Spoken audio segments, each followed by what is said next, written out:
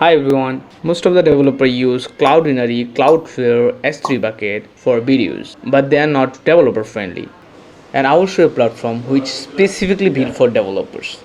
As you can see, the title is called BDU for Developers, and you can understand how easy it will be.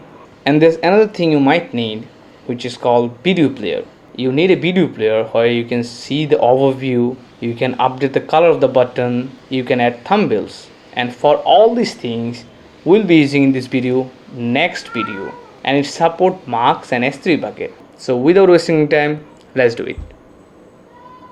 So this is my dashboard, but first thing first, we have to install next video. So let me just install it, burn add next video, and now we will go through the documentation. So if I go to the documentations, we have to use this, copy it and paste it over here. Yes, it will create the videos folder here. The project is TypeScript. Yes, just press yes. Okay, I don't know why it stopped, so I'll just close it.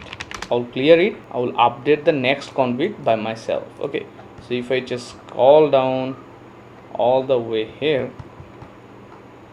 I think click on the manual, so I'll just copy it, and so this is done. And now what we will do, we will create the env file. Okay, let's just go to the settings and then access token, create a new token called u2 marks video, download the env file, copy it and paste it here. So now the last thing is we have to add a video over here, so we'll remove it and add a video that I want to upload. Okay, so I will add it. So now I just need to sync it, so it's just npx sync and start uploading the video, and it's already created the JSON file.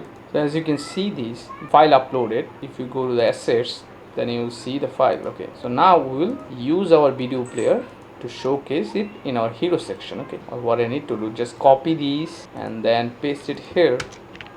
Okay, and update the file name. Okay, done. And now what we will do, we will add our video in this figure div, and if I save it on burn dev, and if I click on this, you can see the video.